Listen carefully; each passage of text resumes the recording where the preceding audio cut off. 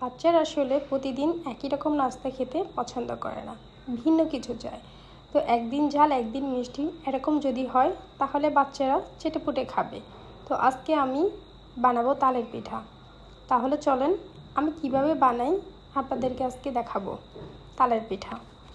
এখানে আমি ফার্স্টে নিয়ে নিলাম ময়দা, তারপরে নিয়ে নিব চিনি, তারপরে আমি এখানে নিব লবণ, তারপরে এখানে নিয়ে নিলাম ফ্রোজেন করা তাল। আমি তালটা ফ্রোজেন করে রেখে দিচ্ছি, আপনারা চাইলেও রেখে দিতে পারেন, কারণ বাচ্চারা অনেক সময় অনেক কিছু খেতে চায়, তখন ফ্রোজেন করা থাকলে নামিয়ে খাওয়ানো যায়। এখানে আমি দিয়ে দিচ্ছি নারকেলটা আপনাদেরকে দেখানো হয়নি। তো এখানে আমি ভালোভাবে সব কিছু মিক্স করে নিয়ে চলে আসলাম কিচেনে। তেল গরম হয়ে গেছে, এখন আমি ছোট ছোট গোল আকার করে দিয়ে দিব। আসলে বাচ্চাদের মন মর্জি বোঝা খুবই কষ্ট।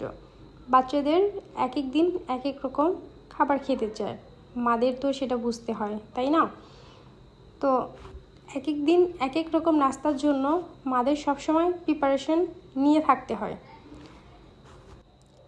ছোট বড় সবাই, ভিন্ন কিছু হলে কিন্তু মন্দরা আপুরা তোমরা কিন্তু ভাইয়াদেরকে বিভিন্ন জিনিস বানিয়ে খাওয়াবা, তাহলে কিন্তু ভাইয়েরা খুশিতে টয়টম্বুর।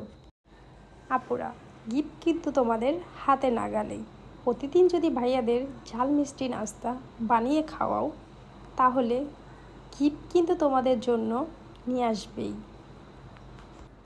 আমার রেসিপি যদি ভালো লাগে লাইক আর কমেন্ট করবেন, বেশি বেশি করে শেয়ার করবেন।